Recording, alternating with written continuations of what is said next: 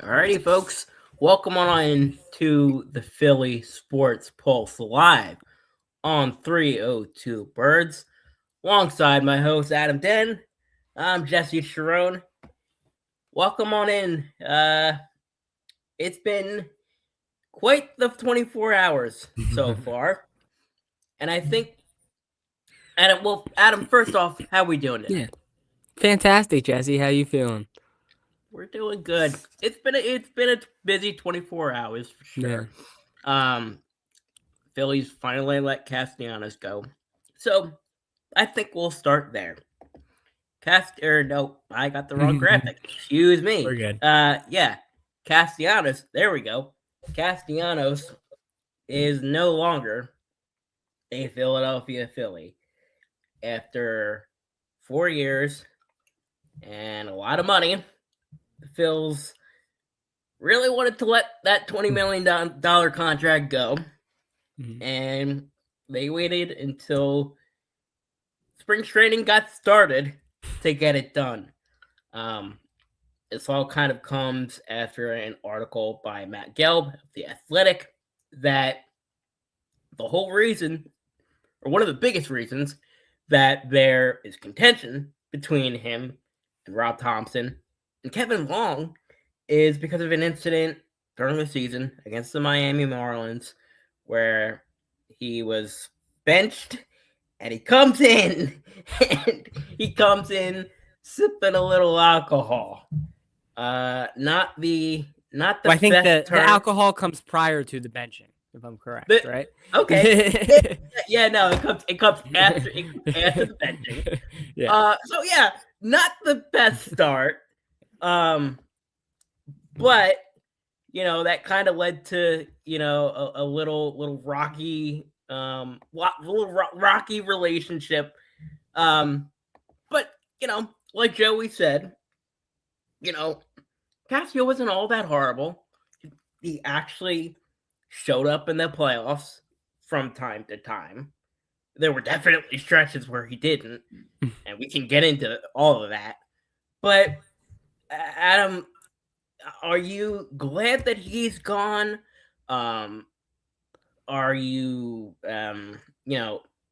where's your headspace after a move like this? Yeah, Jesse. I mean, this today was kind of just confirming the inevitable in my eyes, and that, has been a thing for a couple of months now. I thought the Phillies' approach to all of this from the beginning was a little bit strange. I'm not sure what the trade market is ever going to be when you literally go out and your first approach is to say, hey, we're either going to trade this guy or we're going to cut him. That doesn't exactly drive up the trade market in any sense. But this was a separation that sounds like it always needed to happen. And you guys should go out and read that Matt Gelb article. He's a fantastic writer. It's a fantastic article. But, I mean, it essentially tells you that from the jump, this was never a perfect pairing. And you can see that through Castellanos' production over the couple of years that he was a Philadelphia Philly, right? He has a negative 0.7 F4. He just never truly fit as a consistent, productive outfielder on offense, and then we know his limitations on defense. So I think, the Phillies are not necessarily better in his absence, but they are certainly better seemingly as a locker room in their absence if you read into that article and read about the kind of contention that his presence created at times. So I think this is overall a solid move for them as they continue to look to push and, want to establish the culture, especially with new young guys in that locker room. So, yeah. Yeah, I mean, my biggest thing, or one of my biggest things has to be going without Harrison Bader and letting also in the same breath Castellanos go. I cannot believe that Harrison Bader is a giant. to be completely honest with you, because first off, you got to start with the contract.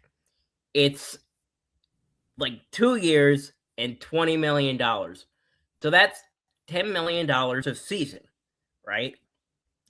Yeah. You're getting from Harrison Bader better defense than Nick Castellanos. I think that debate could be most argued. Yep. You're getting obviously more offense by a long shot, and you're getting a presence in the locker room that isn't having fights with management.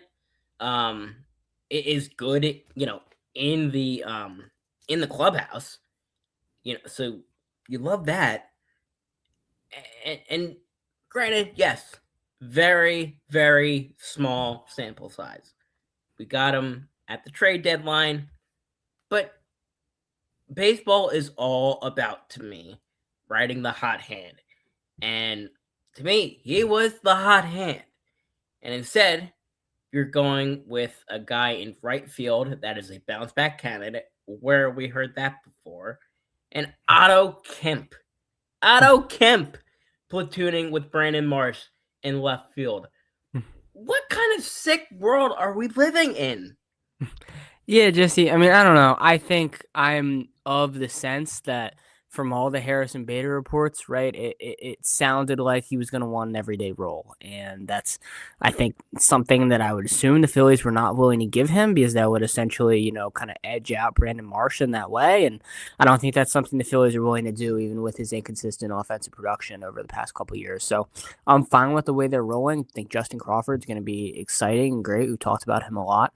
And yeah, I think it's kind of a movement towards the future. And if that was really how Harrison Bader was going to be, I think that's an agreement that makes sense to me. Yeah. Where are sort of your expectations going into spring training? Because, right, I think a lot of emphasis has been on these young kids, Andrew Painter, Justin Crawford, like you mentioned, Aiden Miller, all that stuff. To me, these guys are they have the same vibe as you have sort of prescribed the Sixers. They've got fun aspects, potentially fun aspects that like I really see. The sports are pretty hard to kind of compare, but I really I see Justin Crawford becoming the VJ Edgecombe of the Philadelphia Phillies. So they're going to be fun guys to watch, but at the same time, like, you don't want to have to rely on a kid that's never touched the majors, a kid like Painter that is coming off Tommy John surgery, had a little bit of a rough year in AAA, but there's also $300 million contracts here that can kind of carry you, through the season, potentially fall in the playoffs. But I don't know. I'm excited to see these young kids. What are your thoughts on all that? Yeah, I mean, I think it's tough, Jesse, because I think there's pretty obviously a different expectation for the Philadelphia Phillies than there are the Philadelphia 76ers going into this year, and I think for good reason. The Philadelphia Phillies have, consistently been able to make it to the postseason and made it to the World Series a couple years ago and have created kind of that expectation for themselves, whereas the Philadelphia 76ers have been kind of in their rut. And so you can kind of, have fun with a VJ Edgecombe-esque presence and have fun with the young group there, whereas with the Philadelphia Phillies, there's a lot more pressure to kind of get it done. This is a season coming off, 100 wins and trying to reinforce that. So I think, from that perspective, I would love it if Justin Crawford played well. I think there's a lot being heaped upon him, and I think that could be a lot. I'd love it if Aiden Miller stepped in and played third base, but like you said, it's hard to kind of be relying on that. It's tough to be relying on that, especially coming off an 100-win season. Yeah, and Todd comes in with a question. Yeah, I think it had to do with the money, losing Castellanos. That was arguably one of the worst contracts in the game of baseball. You know, I don't know. I think a lot of it had to do with money, and I do think, to a broader point, it was an emphasis on the Phillies trying to get younger. Adolis Garcia is a year younger than Castellanos, so it's not much, but there's that. Brandon Marsh, obviously, still young. Not as young as Justin Crawford, who, again, I think the Phils are definitely probably relying on him too much. If I had to, put my money on it, but I don't know. We'll see. Jess Castellanos deleting her Twitter account. I feel bad. I mean, look, Nick Castellanos, for as much as we complain about him as a baseball player, I think as a dude was a lot of fun. Maybe not based on the Matt Gelb article, but no, him and his family were a lot of fun. So I feel bad. No, I'll tell you, the interviews that he gave. Oh my God, they were gold. Yeah, they were gold, man. Yeah. And some of the quotes, it's Jalen Hurts-esque, like, well, maybe in a different light. One, except one has a ring and the other doesn't. I don't know. Yeah, I mean, yeah, I agree to a sense, but listen, it's his wife. You got to defend your mans. So yeah, it's all good. She's got to do what she's got to do. All right, let's move on to the Sixers, who, holy crap, they need a reset. What the hell was that last night? Yeah, Jesse. It was a collapse in what's been a very difficult stretch. I mean, I'd say on both ends of the floor, but especially on the defensive end for this Philadelphia 76ers team. You're coming off a night in Portland where they looked completely flat on that end of the floor. The Blazers hit, I think they shot like 40% from three in that game. Were able to knock down a couple and run out to a large lead and never really, look back against the Sixers team. And then this Knicks team that had, played these Sixers really tight over the last couple. Again, the perimeter defense struggles mightily. The offense falls completely flat without Joel Embiid, and they suffer an absolute stinker. So I think, it's hard to look at in a vacuum. But I think it also just continues to show us kind of what we've said all year, right? Which is that this Philadelphia 76ers team is not an elite defensive team. They're a team that relies on their ability to get out in front with their pace and play their style of basketball on offense, and how that can create opportunities for them on defense, especially when Joel Embiid is playing, kind of controlling games through their pick and roll in the half court and playing their style, versus when teams are able to get out and transition on them. They're one of the worst transition defenses in the league and kind of go bombs away at them. And also when teams are able to get them into specific guard matchups against smaller guards like Maxey and Justin Edwards, like the Knicks were the last night. So I think it's a struggle to see the ceiling right now for this team, especially in this window. But, we've seen what this team looks like with a healthy Joel Embiid, and that's kind of the optimistic part, right? You get this weekend to let Joel Embiid get healthier, get rested, and then you are able to have, at least on the offensive end, ability to slow these games down and not let teams get out and get ahead of you and have Jose Alvarado bombing 8 threes on you like they did last night. So I think that is the optimistic side, but again, the pessimistic side is that the Sixers team is certainly more than capable of this, and this is exactly why you have to be hesitant of considering them in really any serious conversation for the Eastern Conference. I'll tell you what, specifically when you mentioned Jose Alvarado, I was pissed that the Sixers missed out on him. Listen, I really? know I was. I was, because this had come right after this came after the McCain thing, right? The Jose Alvarado trade? Yeah, yeah, A little bit, yeah. Yeah, yeah. a couple So hours.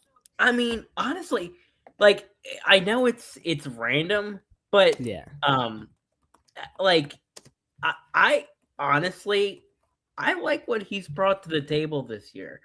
Mm-hmm. Um, you know, um, he he's averaged, um 20 minutes, a game, you know, hits a couple of threes a night, over the last month.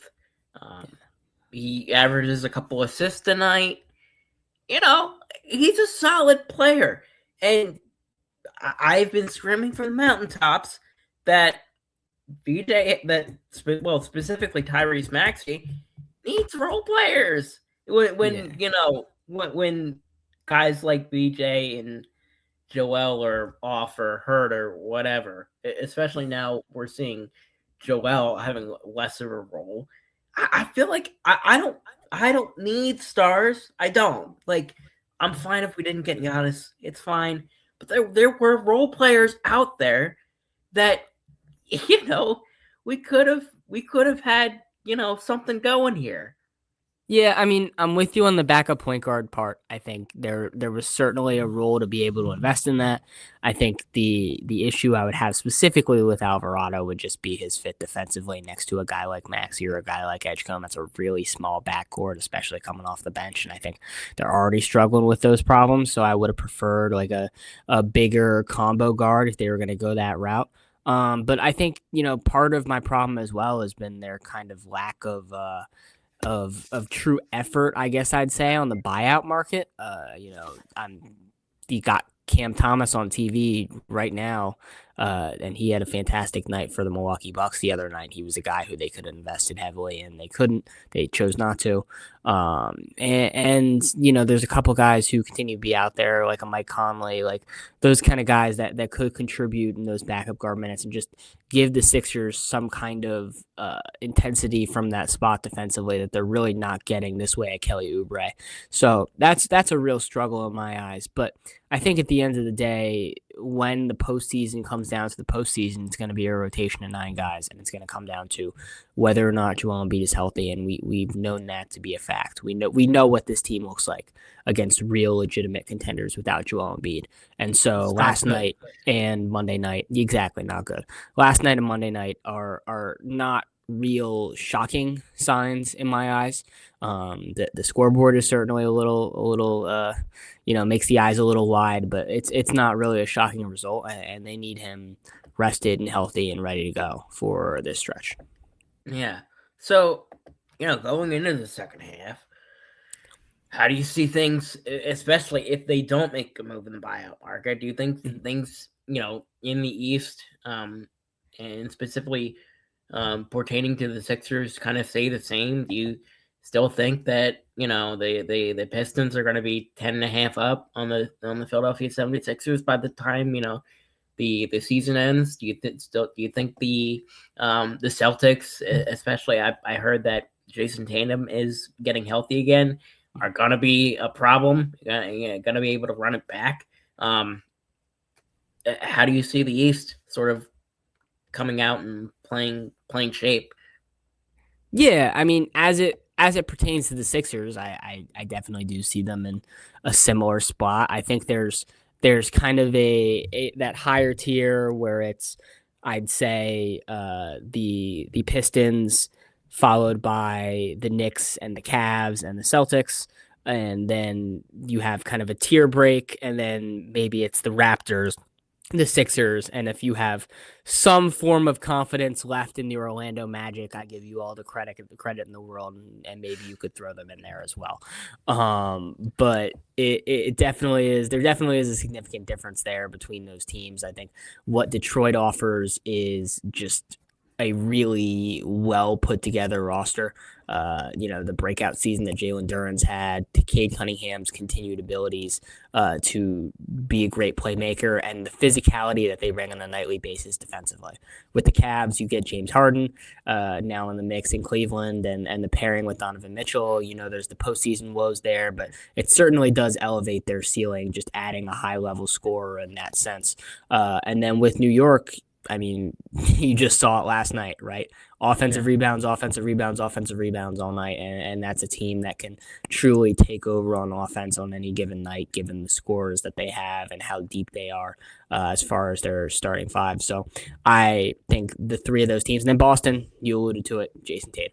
That'll be the difference. Nice. I think without him, I question their ceiling, especially given what they're looking like as far as their big man rotation. But man, you add him to the mix, he is literally the piece that you would look at that roster and say, man, they need that. So I think all four of those teams would definitely be atop of the Sixers in that way. And the Toronto Raptors have played the Sixers really well, and I think that's still a really lengthy, great defensive basketball team. So.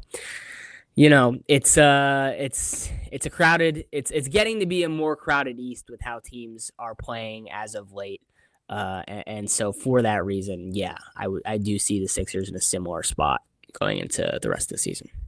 Yeah, I remember seeing during the deadline all these teams loading up. The Knicks, the Celtics, all these teams loading up.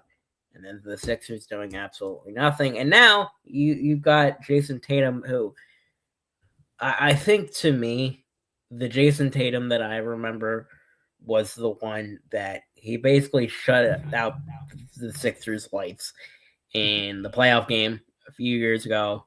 Mm-hmm. And he put up, 40 or something? Yep, 40 in Game 6. And we just, it took everything out of them all. It was just absolutely absurd. Yeah. In terms of the Cavs, I'll tell you what. If James Harden gets in the playoffs over the Philadelphia 76ers, I'm sorry, I'm gonna lose my mind. I mean, he will.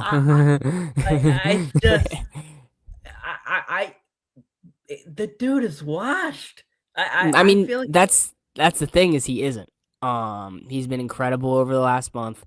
Cavs themselves have won 9 of their last 10.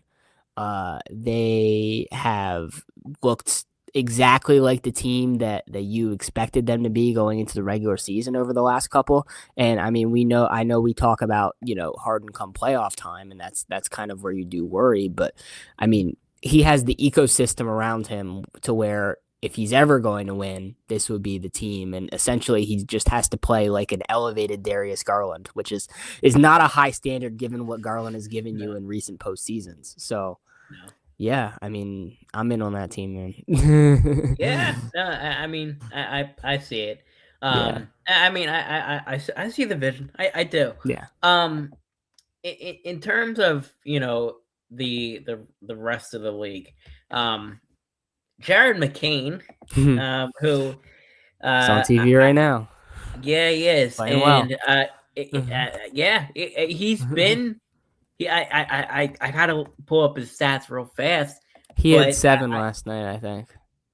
Well, yeah, there was one game that I saw that he put up like 8 points in like 40 seconds. It was something. It was something absurd, and I worried about this. When Sam Presti gives you a first-round pick, he sees something in Jared McCain, and they've seen something in Jared McCain for sure. Jared McCain tonight. I'll pull it up. But just talk, if you can, talk about Jared McCain's impact for the Oklahoma City Thunder. If you can. Yeah, I mean, what are your thoughts on his ceiling and obviously the ceiling for the Thunder right now? It's like up here, but how much better does Jared McCain make the Thunder? I mean, the answer for you in the immediate, Jesse, is not really. Because they're the Oklahoma City Thunder. I mean, Jared McCain essentially is going to be a back rotation player who gets a couple spot minutes when Shai Gilgeous-Alexander gets back, maybe.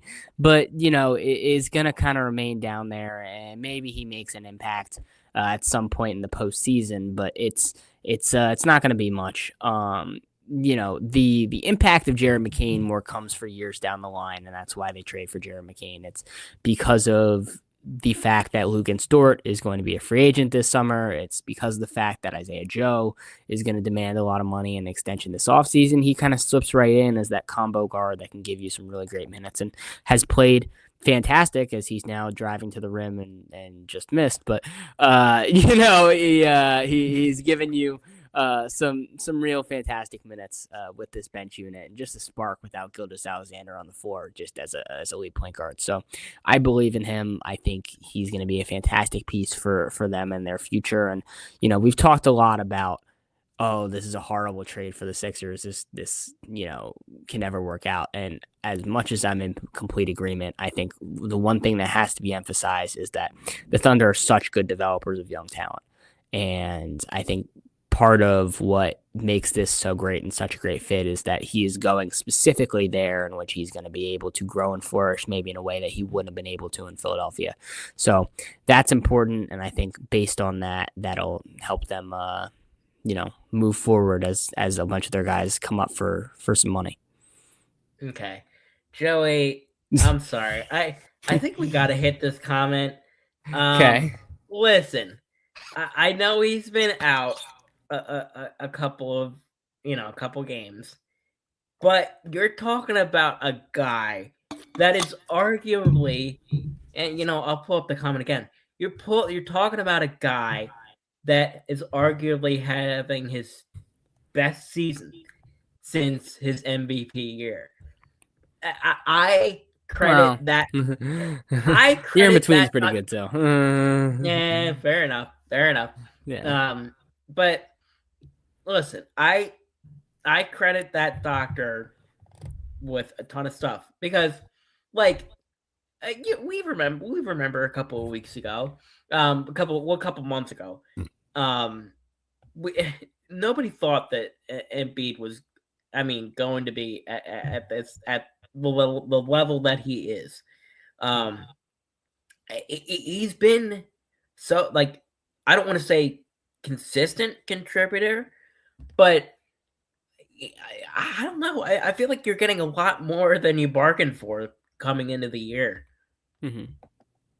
Yeah, you are absolutely getting way more than you bargained for from Joel Embiid. The fact that he has even resembled the athlete that he was a year and a half ago is impeccable, and that's a compliment. That's a top six quarterback in football. It is, yeah. So yeah, I'm absolutely a believer in what Joel Embiid's done so far. I think I've been well stated in that what is going to come in the postseason will probably not be pretty, just because that's where he's at physically. But we'll find out. He's surprised me so far. Yeah, no, he definitely has. Go back, playoff Eagles. Go back on the show a little bit. We talked about CASTY, yeah. But that was a joke. But do you kind of see Joel being a factor next year? Or do you see guys like Tyrese Maxey and VJ elevating even more than they already are at, and kind of forcing, Joel, Grimes, all these different guys, I don't want to say out of the picture, but yeah, kind of out of the picture. Well, there's room for everybody, right? And player development is always going to occur. Tyrese Maxey and VJ Edgecombe are young enough that you hope for development from those guys. I've certainly seen development from Tyrese throughout this season, even though he's had, I'd say, a pretty rough couple weeks stretch over these last couple, but he's definitely improved as a scorer this season. I hope he continues that way, and I hope VJ Edgecombe gets better on both ends. Right, he has a lot of room to grow on both ends of the floor. So I think the better those guys get, the better it is for everybody else. And I've emphasized it time and time again. Right, this is Joel Embiid. This is Tyrese Maxey's team. This is you're in the Tyrese Maxey, VJ Edgecombe timeline right now, and Joel Embiid is simply a part of it. And I think as long as it stays that way, it's going to be an exciting time for Sixers basketball. Yeah, no, I completely agree. I do agree that the bench is awful, but that's besides the point. Well, actually, I'll hit one more thing. Grimes, man, we really worried about Grimes. Yeah, being that guy on the bench that can step up. Not exactly give you 40. Like, there were some people that saw his performance in the past and we're like, oh, this guy, he could put up double doubles every night. I don't know. He doesn't seem that way. He's a nice player, but was this a misstep by Daryl Morey to kind of put the bench in Quentin Grimes' hands? I don't view it as putting the bench in Quentin Grimes' hands necessarily. I think there are still, multiple dudes who trust coming off that unit, right? It frees up the space for some more Don Barlow. Once Paul George comes back, I don't know if he's going to start. He could end up being one of those guys who's coming there. Kelly Oubre is a guy who you have a lot of faith in. You have room to kind of play around there. But I think it also should be emphasized, right? Like, these last two nights where you've been looking for kind of that scoring presence, kind of that combo guard off the bench, who's been missing? Quentin Grimes. So it's it is imperative that you have his presence, I think, and his absence in the last two nights shows you kind of the scoring boost that you're missing when he's not on the floor. So it's while he hasn't been perfect, he's certainly an essential part of this rotation. I think you're seeing that. You can't walk back the Jared McCain trade now. I think that's at the end of the day, we're still, because it's came as such a shock. We're still kind of like searching for like the time machine, but it's not coming. And your best option right now is Quentin Grimes, and that's that. I hope that's enough. They certainly do too. Yeah, no, they now we'll from one problem, you go to another problem. Potentially the Philadelphia Eagles. Not exactly this. I'm still not over the Stoutland thing. No, but there was some buzz that came over the wire from a podcast that Micah Parsons was on, that he almost got traded to the Philadelphia Eagles, and in that Jalen Carter would have gone to the Dallas Cowboys along with a couple of picks. I don't know how I feel about it, because Micah Parsons is an elite defensive player, but if we're going over the same timeline that we did, where Micah Parsons gets hurt in a crucial part of the season, and Jalen Carter, to me, he took a massive step up this year alongside Jordan Davis, Jacoby Dean, and a lot of this defense under the leadership of Vic Fangio, who, thank God, looks like he's going to stay. Praise Jesus. I don't know if I would have done that trade, to be completely honest with you. Would you, Adam, have traded for Micah Parsons in exchange for Jalen Carter? I mean, to be quite frank with you, Jesse, I think this rumor is false and non-existent. Micah Parsons says a lot of things on his podcast. I don't know if you've ever listened to Micah Parsons' podcast. It's not exactly there are a lot of things said. With that being said, it wouldn't surprise me if there were some kind of thing where Dallas asked for Jalen Carter from the Philadelphia Eagles, and negotiating conversations were had. So I think we should put that down before we get into this, because this is very unrealistic. It unrealistic. Yes. Yeah. With that being said, I think Jalen Carter had the worst year of his career last year. I have been very critical of Jalen Carter, and yes, I if it were a straight up give me Micah Parsons for Jalen Carter. It would certainly have to be a conversation you have because Micah Parsons is a Defensive Player of the Year candidate, and Jalen Carter is still a Pro Bowl level player who is growing in this league, and I think that has to be emphasized. There's also the factor of the difference in contracts, which is part of what would make this not work because Micah Parsons is on a giant, $50 million deal, and Jalen Carter has not gotten paid yet. Although that is certainly going to become a thing this offseason. So, I mean, all of this is kind of ridiculous in my eyes. But I think what I can say is that Micah Parsons is most definitely a better player than Jalen Carter. Yeah, no, I get it. I do. Yeah.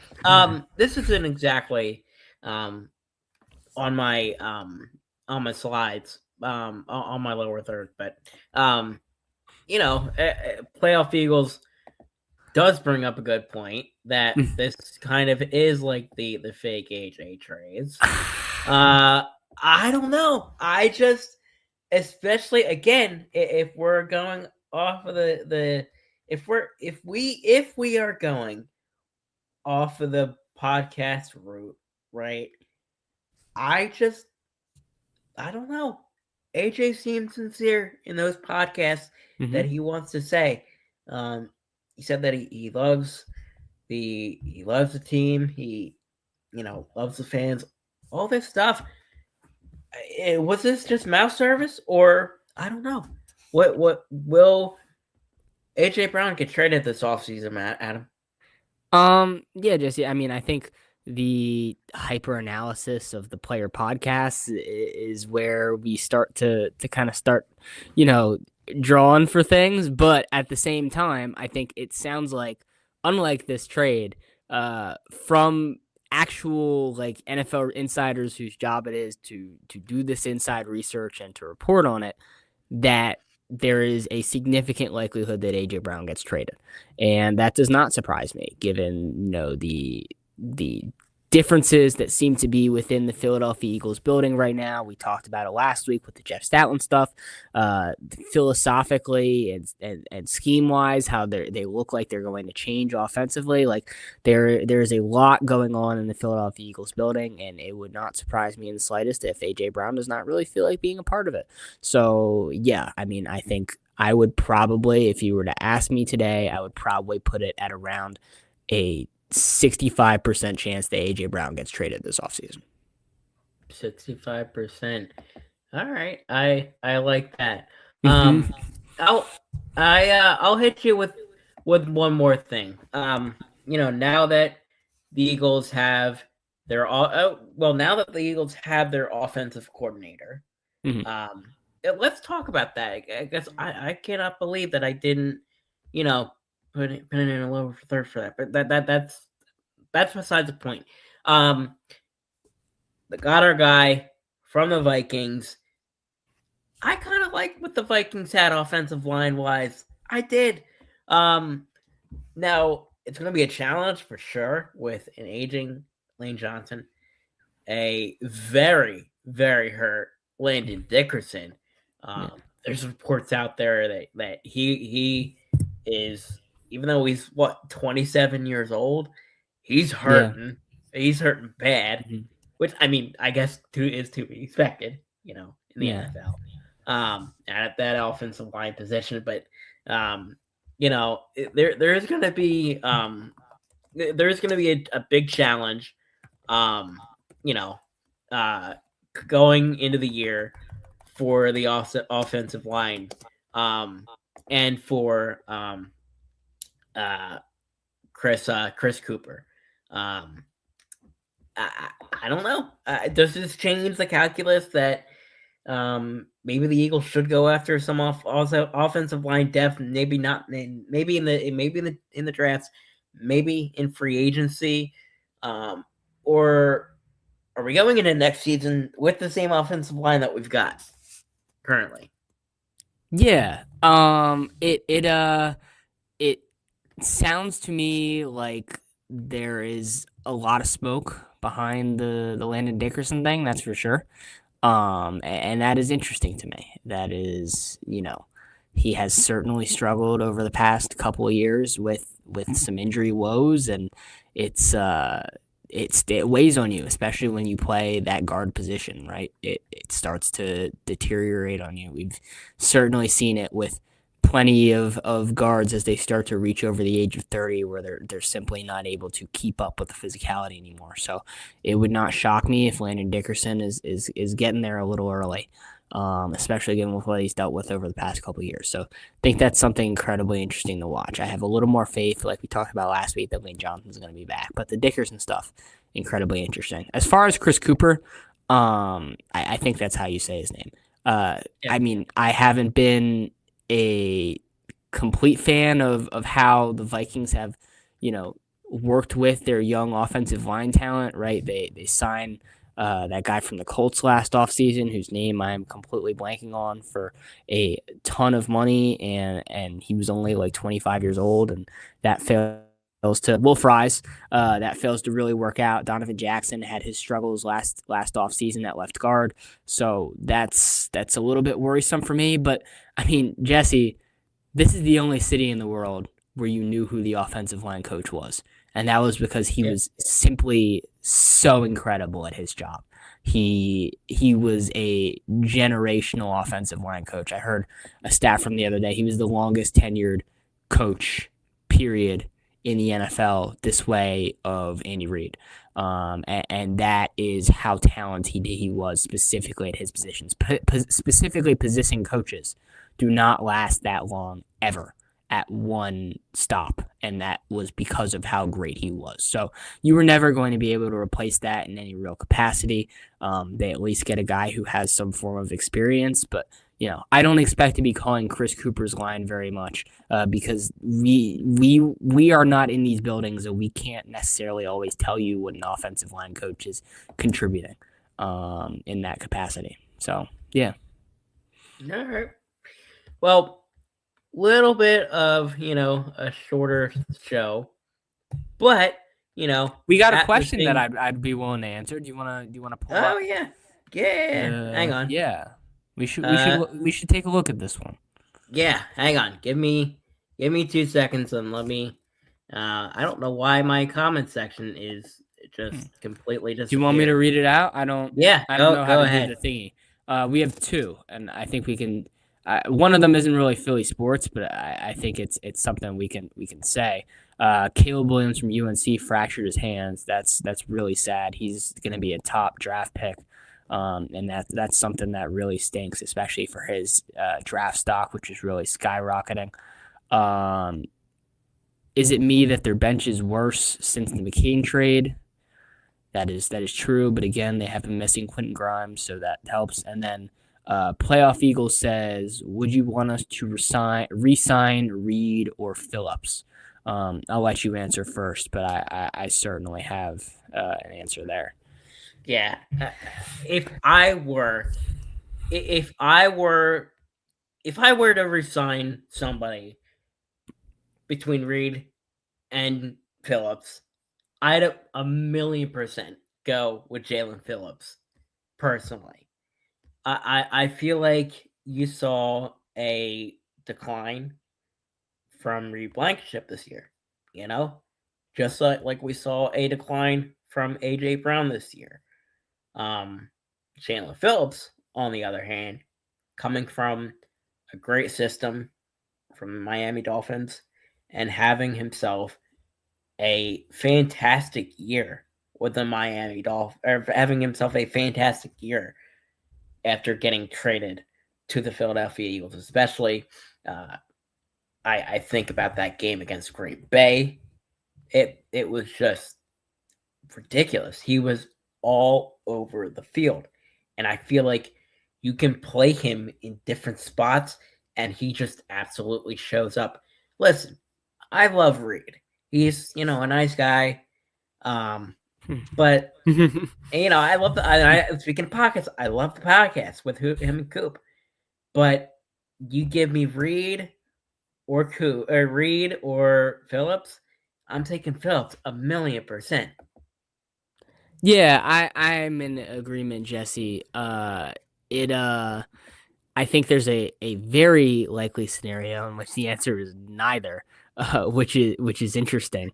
No, it's Just because awful. Jalen Phillips is going to be so expensive. I mean, you say cheap 1 year deal, but I don't think there's a scenario in which that's what Jalen Phillips ends up looking for. He's, a former Pro Bowl player. He's going to want a 3 year, probably pretty large extension, probably around the $12 to $15 million per year range.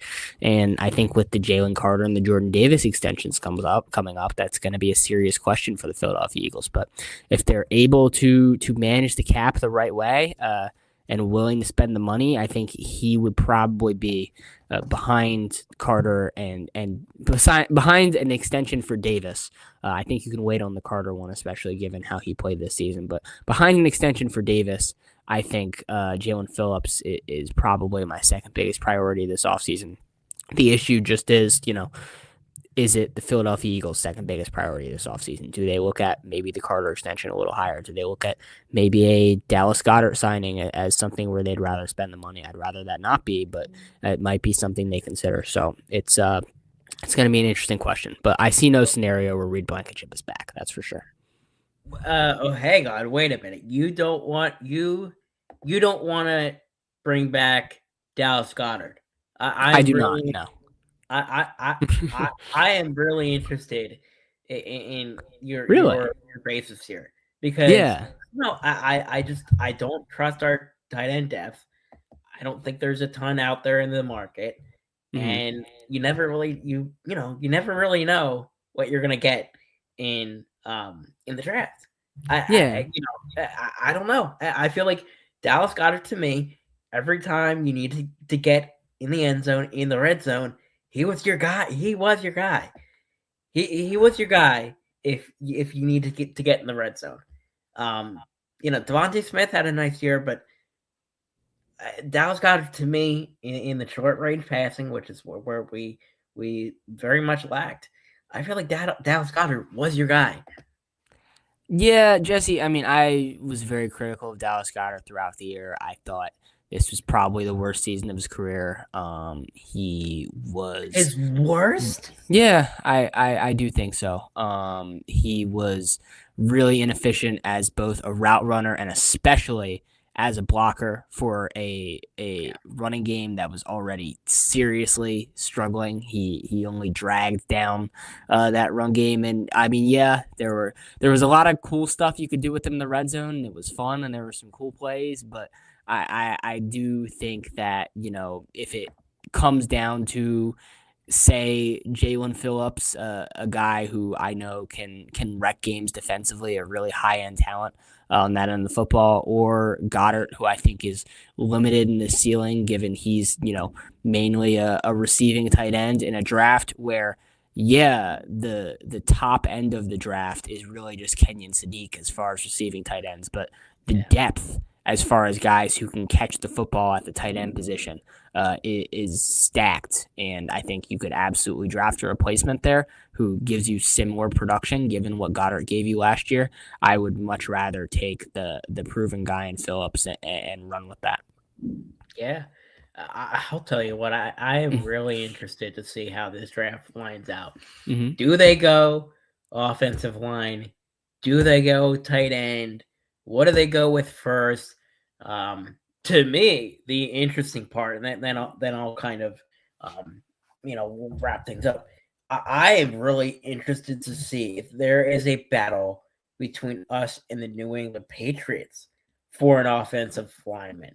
We saw in the Super Bowl, holy mother of God, Will Campbell got absolutely destroyed by that vaunted. Now, I this is no disrespect to the Seattle Seahawks defense because it is elite, but my God, Drake May played horrible, but that offensive line was a problem. And I know multiple Patriots fans that are screaming for them to get an offensive lineman. And I worry about them potentially sneaking up on Howie Roseman in the draft and getting an offensive lineman over us. It's scary, dude. Like, I'll put it this way: if you're, they may not have much choice, but if you have the choice to go to a team that just made the Super Bowl or the Philadelphia Eagles that has an offensive line that is having problems, I don't know. I would want to go to the New England Patriots. I would. I would want to play with Mike Vrabel. I don't know. What are Yeah, your I mean, thoughts? I think the thing, Jesse, is that one, I think the Patriots and the Eagles both have, a lot of needs outside of offensive line. And I do believe that there is an organizational belief in Will Campbell, and I wouldn't blame them necessarily for it. I thought he was fine during the regular season. And then, yeah, he had one of the worst postseasons for a left tackle in NFL history. But we are talking about a guy who's in his first year. We know he was dealing with some injuries. I'm not necessarily willing to just throw everything up in the air yet, just because of, I mean, what essentially was 3 bad games against really stellar competition. So we'll see what goes on from there. But I think the bigger worry for them in my eyes is going to be edge rusher, and that's another big worry that will be for the Philadelphia Eagles. This is an edge class that is really kind of not that deep at all. There's a guy in Cassius Howell who I think is going to be in the Eagles' range. Is T.J. Parker from Clemson is a guy who could kind of be hanging around in there. But outside of that, it's kind of just dudes. And so I think, that's a position that they could emphasize. The Patriots could also try to get a corner or a safety or a receiver, especially given, their struggles at that position besides Stephon Diggs over the course of the season. The Eagles, we've talked about Kenyon Sadiq. We've talked about, Reed Blankenship exiting the building. Do they need a safety? Do they go interior defensive line and look for some depth? They were certainly missing a guy that the New England Patriots stole, Milton Williams, throughout this postseason, what he brought you in those interior defensive line reps. I mean, do the Philadelphia Eagles, if they end up trading A.J. Brown, try to look for a replacement in the draft? These are all questions that are going to become clearer as the month continues, but I think it's hard to put any stock in anybody truly being locked in on any singular position at this point in the season. Yeah. Well, well, first off, don't buy. I'm not sure I buy that. Yeah, because Shefty just said it like 2 days ago. So yeah, I'm not sure I buy that yet. But yeah, overall, I am really excited to see how the off season goes for the Philadelphia Eagles. I'm really excited to see how this draft turns out. I'm really excited for spring training. I'm excited to see how the Sixers do without Jared McCain. Actually, no, I'm not. That's depressing. But that's besides the point. All those questions and a whole lot more will be answered on next week's edition of the Philly Sports Pulse. absolutely. Live on 302 Birds. Just want to thank Bob's Hot Chicken, Tick Pick, Next Pizza. You know where I might be Sunday, Jesse? Actually, I won't say because I don't think my girlfriend's watching. I'll just say I might be at Nick's Pizza on Sunday. So sick. All right. Yeah. Valentine's Day. Oh, right. Yeah. Yeah. No. My mom will be actually nope, never mind. Can't say that on stream. I'll tell you afterward. Yeah. I'd get some people in trouble. So that's it. That's gonna wrap things up. Happy Valentine's, everybody. Happy Valentine's Day, everybody. I know it's a few days away, but happy Valentine's Day. God bless. Go Birds. And sorry, Dalt. I know I stole your line. But tune in next week for the next week's edition of the Philly Sports Pulse live on 302 Birds. Thanks for watching, everybody.